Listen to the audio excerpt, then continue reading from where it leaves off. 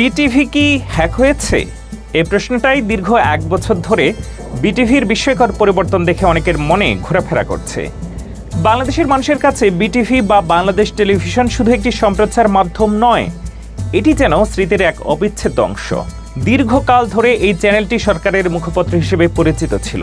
বিশেষ করে সাবেক প্রধানমন্ত্রী শেখ হাসিনার দীর্ঘ শাসনামলে বিটিভির ভূমিকা নিয়ে জনমনে ছিল নানা প্রশ্ন, এমনকি হাস্যরসও। কিন্তু গত 5 আগস্টের ঐতিহাসিক গণঅভ্যুত্থানের পর সেই চিরচেনা বিটিভির চরিত্র হঠাৎ করেই আমূলে বদলে গেছে। আগে যেখানে এটি ছিল সরকারের চাটুকারিতার প্রতিচ্ছবি, সেখানে এখন এটি ফ্যাসিবাদ বিরোধী কণ্ঠস্বর হয়ে উঠেছে। কিভাবে ঘটল এই অভাবনীয় পরিবর্তন? বাতাবি লেবুর সম্প্রচার থেকে ফ্যাসিবাদের দিনলিপি অনুষ্ঠান পরিবেশন করার এই নাটকীয় যাত্রাপথ আজ আমরা উন্মোচন করব।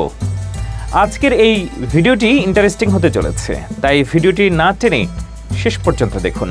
আর আপনি যদি আমাদের চ্যানেলে নতুন হয়ে থাকেন, তাহলে এরকম গুরুত্বপূর্ণ ভিডিও সবার আগে পেতে আমাদের চ্যানেলটি সাবস্ক্রাইব করুন এবং পাশে থাকা বেল আইকনটি অন করে দিন। শেখ হাসিনার দীর্ঘ শাসনামলে বিটিভির চরিত্র ছিল সম্পূর্ণভাবে একপেশে এবং সরকারের প্রতি চরম অনুগত। এ সময় বিটিভিকে দেখা গেছে দিনরাত সাবেক প্রধানমন্ত্রী শেখ হাসিনাকে নিয়ে বস্তা পচা তেলতেলে নিউজ প্রচার করতে, সরকারের গুণগান গাওয়া এবং উন্নয়নমূলক কর্মকাণ্ডের বাড়তি প্রশংসাই করা যেন ছিল তাদের প্রধান কাজ। এই ধরনের সংবাদ পরিবেশন দেখে দর্শক ক্লান্ত এবং বিরক্ত হয়ে উঠত। শুধু তাই নয়, দেশের ভেতর যখন হরতাল বা বড় কোনো বিশৃঙ্খলা হতো, বিটিভি তখন ডাহা মিথ্যা কথা বলে দিত। তাদের সংবাদে বলা হতো কোথাও কোনো সহিংসতা বা নাশকতা হয়নি, অথচ সারা দেশ তখন অগ্নিগর্ভ থাকত। জনগণ যখন নিজ চোখে দেখত রাস্তায় আগুন জ্বলছে, ভাঙচুর হচ্ছে, তখন বিটিভির এই মিথ্যাচার তাদের কাছে এক উপহাস মনে হতো। এই ধরনের মিথ্যা তথ্য প্রচারের কারণে বিটিভি জনগণের আস্থা হারিয়েছিল। আবার নির্বাচনের সময় অথবা যখন দেশে কোনো বড় ধরনের জাতীয় সংকটে পড়ত, যেমন বন্যা, ঘূর্ণিঝড় বা রাজনৈতিক অস্থিরতা, তখন দেশের অন্যান্য বেসরকারি টিভি চ্যানেলগুলো দিনরাত এক করে দেশের পরিস্থিতি নিয়ে আপডেটেড নিউজ সংগ্রহ করতে ব্যস্ত থাকত। তাদের লক্ষ্য থাকত জনগণের কাছে সর্বশেষ তথ্য এবং প্রকৃত চিত্র পৌঁছে দেওয়া, যাতে মানুষ বর্তমান অবস্থা সম্পর্কে ওয়াকিবহাল থাকতে পারে। সাংবাদিকরা জীবনের ঝুঁকি নিয়ে মাঠ পর্যায়ে কাজ করতেন, দুর্গম এলাকা থেকে রিপোর্ট পাঠাতেন এবং বিরোধী মতের বক্তব্য তুলে ধরার চেষ্টা করতেন। তাদের স্ক্রলে প্রতি মুহূর্তেই আসত ব্রেকিং নিউজ আর লাইভ সম্প্রচারে ধরা পড়ত ঘটনার প্রতিটি মুহূর্ত। কিন্তু ঠিক সেই সময়ে যখন জনগণের সবচেয়ে বেশি নির্ভরযোগ্য তথ্যের প্রয়োজন ছিল, তখন বাংলাদেশ টেলিভিশন বিটিভি এক ভিন্ন পথ বেছে নিত। তাদের পর্দায় তখন ফুটে উঠত সম্পূর্ণ এক ভিন্ন চিত্র। তারা দেশের উত্তাল পরিস্থিতি, জনগণের দুর্ভোগ বা রাজনৈতিক অস্থিরতার কোনো খবর প্রচার না করে প্রচার করত সরকারের গুণগান। এমনও দেখা গেছে যখন দেশের মানুষ তীব্র রাজনৈতিক সংঘাতের মধ্যে দিন কাটাচ্ছে, তখন বিটিভি সগর্বে প্রচার করছে বাতাবি লেবুর বাম্পার ফলন নিয়ে বিশেষ রিপোর্ট, অথবা সরকারের কোনো ক্ষুদ্র উন্নয়ন প্রকল্পের বাড়তি প্রশংসা করে তেলতেলে নিউজ প্রচার করত। যেখানে দেশের মূল সমস্যাগুলো ছিল আলোচনার কেন্দ্রে, সেখানে বিটিভি সেসব পাশ কাটিয়ে এমন বিষয়বস্তু নিয়ে ব্যস্ত থাকতো যা জনগণের কাছে হাস্যকর এবং বিরক্তিকর মনে হতো। এই ধরনের একপেশে এবং জড়বিচ্ছিন্ন সংবাদ পরিবেশনের কারণে বিটিভিকে অনেকেই উপহাস করে বাতাবি লেবু টেলিভিশন নামে ডাকত। এই নামকরণটি ছিল দেশের গণমাধ্যম এবং জনগণের মধ্যে বিটিভির গ্রহণযোগ্যতার হ্রাসের এক চরম প্রতীক। এটি কেবল একটি উপহাস ছিল না, এটি ছিল গণমাধ্যমের স্বাধীনতার এক চরম পরিহাস, যেখানে জনগণের তথ্য জানার অধিকারকে সচেতনভাবে উপেক্ষা করা হতো। একটি রাষ্ট্রীয় গণমাধ্যম যখন জনগণের বদলে কেবল সরকারের মুখপত্রে পরিণত হয়, তখন তা জনগণের আস্থা হারায় এবং সমাজে সঠিক তথ্যের প্রবাহকে বাধাগ্রস্ত করে। বিটিভির এই চরিত্র দেশের গণতন্ত্রের জন্য এক কালো অধ্যায় হিসেবে বিবেচিত হয়েছিল, যেখানে গণমাধ্যম তার নিরপেক্ষতার আদর্শ থেকে বিচ্যুত হয়ে স্বৈরাচারের হাতিয়ারে পরিণত হয়েছিল। গত বছর জুলাই মাসের গণঅভ্যুত্থানের সময় যখন পুরো দেশের চোখ ছিল আন্দোলনের দিকে, বিটিভির কাণ্ড কারখানা ছিল অত্যন্ত হাস্যকর এবং এক অর্থে ট্র্যাজিক। পুরো জাতি যখন ইতিহাসের এক সন্ধিক্ষণে দাঁড়িয়ে লক্ষ লক্ষ মানুষ রাজপথে নেমে এসেছে স্বৈরাচারী শাসনের অবসানের দাবিতে, তখন বিটিভি সেই গুরুত্বপূর্ণ ঘটনা কাভার না করে ব্যস্ত ছিল অন্য কিছু নিয়ে। সে সময় বিটিভি গণঅভ্যুত্থানের নিউজ কাভার না করে কবি কাজী নজরুল ইসলামের বিখ্যাত কবিতা আগমনী আবৃত্তি করতে ব্যস্ত ছিল। কবিতাটির প্রথম লাইন ছিল, একই রণবাজা বাজে ঘন ঘন। এটি মূলত রক্তে আগুন জ্বালানোর মতো একটি কবিতা, যা দরাজ কণ্ঠে শক্তি এবং বিদ্রোহের ভঙ্গিতে পড়লে মানায়। কিন্তু বিটিভিতে এই জ্বালাময়ী কবিতাটি পড়া হয়েছিল অত্যন্ত আবেগঘন এবং বেমানান ভঙ্গিতে, যা ছিল হাস্যকর এবং তৎকালীন পরিস্থিতির সাথে চরমভাবে বেমানান। সে কি দমকি দমকি ধমকি ধমকি দ্রামাদ্রিমি। যখন দেশের মানুষ রাস্তায় জীবন দিচ্ছে, তখন বিটিভির এই আবেগঘন আবৃত্তি জনগণের কাছে ছিল উপহাসের মতো।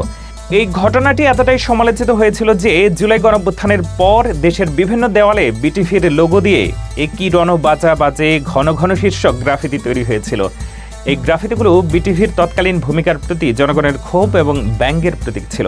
এটি প্রমাণ করে গণমাধ্যম যখন জনগণের প্রতি দায়বদ্ধতা হারিয়ে সরকারের চাটুকারিতায় ব্যস্ত থাকে, তখন তা কতটা হাস্যরসের পাত্রে পরিণত হতে পারে। কিন্তু গত 5 আগস্টের পর পরিস্থিতি সম্পূর্ণ পাল্টে যায়। শেখ হাসিনা সরকারের পতনের পর হঠাৎ করে বিটিভির চরিত্র আমূলে বদলে যায়, যা থেকে দর্শক বিস্মিত।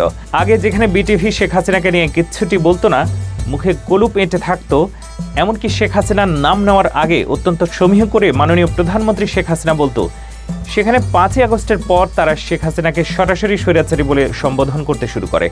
এই পরিবর্তন ছিল অপ্রত্যাশিত এবং নাটকীয়। শুধু উপাধি পরিবর্তনই নয়, বিটিভি তাদের অনুষ্ঠান মালায়ও বড় ধরনের পরিবর্তন এনেছে। তারা ফ্যাসিবাদের দিনলিপি নামের একটি নতুন অনুষ্ঠান শুরু করেছে।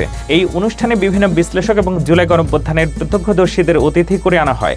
তাদের মাধ্যমে শেখ হাসিনার শাসনামলের চাঞ্চল্যকর সব দুর্নীতির বিষয়ে, দমন পীড়ন এবং গণঅভ্যুত্থানের পেছনের গল্পগুলো বিশদভাবে প্রচার করা হচ্ছে।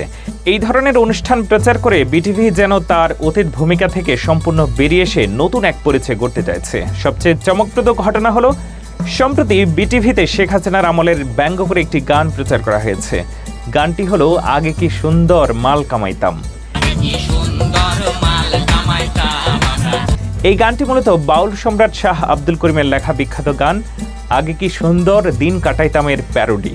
সামাজিক যোগাযোগ মাধ্যমে এটি ব্যাপক ভাইরাল হয়েছে এবং মানুষের মধ্যে ব্যাপক আলোচনার সমালোচনার সৃষ্টি করেছে। এই গানটি সরাসরি সাবেক সরকারের দুর্নীতি এবং অবৈধ সম্পদ অর্জনের প্রতি ব্যঙ্গাত্মক ইঙ্গিত করে, যা বিটিভির অতীতের চরিত্রের সাথে সম্পূর্ণ বেমানান। বিটিভির এই আমূল চরিত্র পরিবর্তন দেখে দর্শক অভ্যস্ত নয়, বরং গত 17 বছর ধরে তারা বিটিভিকে শেখ হাসিনাকে তেল দিতে দেখে এসেছে। এই তেল দেওয়া দেখতেই দর্শক অভ্যস্ত, কিন্তু হঠাৎ করে বিটিভির এমন অচেনা রূপ দেখে অনেকের অদ্ভুত লাগছে। তাদের মনে প্রশ্ন জাগছে, এই পরিবর্তন কি বিশ্বাসযোগ্য? অনেকে তাই সন্দেহ করছেন, বিটিভি কি হ্যাক হয়েছে কিনা। এমন একটি প্রতিষ্ঠান যা সরকারের এত অনুগত ছিল, রাতারাতি এমন চরম সমালোচনায় কিভাবে জড়িয়ে পড়ল? এই প্রশ্নগুলো জনমনে ঘোরাফেরা করছে। কিন্তু আসল ঘটনা হলো, বিটিভি হ্যাক হয়নি। বিটিভি হ্যাক হওয়া সম্ভব নয়, কারণ এটি একটি রাষ্ট্রীয় গণমাধ্যম যার নিরাপত্তা ব্যবস্থা অত্যন্ত শক্তিশালী। বরং এর পেছনের আসল কারণ হলো, বিটিভি যখন যে সরকার আসে তখন সেই সরকারের নীতি অনুসরণ করে। এটাই হলো বিটিভির মূল চরিত্র। বিটিভি একটি রাষ্ট্রীয় প্রতিষ্ঠান হিসেবে ক্ষমতায় থাকা সরকারের দৃষ্টিভঙ্গি এবং নীতিগুলোকে প্রতিফলিত করে। যখন আওয়ামী লীগ সরকার ক্ষমতায় ছিল, তখন বিটিভি তাদের মুখপত্র হিসেবে কাজ করেছে। এখন যখন অন্তর্বর্তীকালীন সরকার ক্ষমতায় এসেছে, তখন বিটিভি নতুন সরকারের নীতি এবং জনগণের আকাঙ্ক্ষাকে প্রতিফলিত করছে। এই পরিবর্তন প্রমাণ করে যে বিটিভি স্বাধীনভাবে সংবাদ পরিবেশন করার চেয়ে ক্ষমতায় থাকা সরকারের এজেন্ডা বাস্তবায়নেই বেশি আগ্রহী। এটি বিটিভির দীর্ঘদিনের প্রতিষ্ঠিত নীতি, যা প্রতিটি সরকারের পরিবর্তনের পরেই স্পষ্ট হয়ে ওঠে। তাদের এই চরিত্র দেশের গণমাধ্যমের স্বাধীনতার দুর্বলতা এবং রাষ্ট্রীয় নিয়ন্ত্রণের গভীরতাকে তুলে ধরে। বিটিভির এই চরিত্র পরিবর্তন বাংলাদেশের গণমাধ্যমের স্বাধীনতার এক কষ্টিপাথর। এটি দেখিয়ে দেয় যে একটি রাষ্ট্রীয় গণমাধ্যম কিভাবে সরকারের পরিবর্তনের সাথে সাথে তার সুর এবং বক্তব্য পরিবর্তন করে। বাতাবি লেবু থেকে ফ্যাসিবাদ বিরোধী কণ্ঠস্বর হয়ে ওঠার এই যাত্রা কৌতূহল উদ্দীপক হলেও এর পেছনে লুকানো আছে গণমাধ্যমের স্বাধীনতার সীমাবদ্ধতা। জুলাই গণঅভ্যুত্থান বাংলাদেশের জন্য এক নতুন দিগন্ত খুলে দিয়েছে। এই নতুন যুগে আমরা আশা করব, শুধু বিটিভি নয়, দেশের সকল গণমাধ্যম যেন প্রকৃত অর্থেই স্বাধীনভাবে কাজ করতে পারে। তারা যেন সরকারের প্রতি আনুগত না থেকে জনগণের কণ্ঠস্বর হয়ে উঠতে পারে, নিরপেক্ষভাবে সংবাদ পরিবেশন করতে পারে এবং গণতন্ত্রের চতুর্থ স্তম্ভ হিসেবে তাদের প্রকৃত ভূমিকা পালন করতে পারে। বিটিভির এই পরিবর্তন যেন একটি নতুন শুরুর প্রতীক হয়, যেখানে তারা সত্যিকার অর্থেই জনগণের টেলিভিশন হয়ে উঠবে, সরকারের নয়।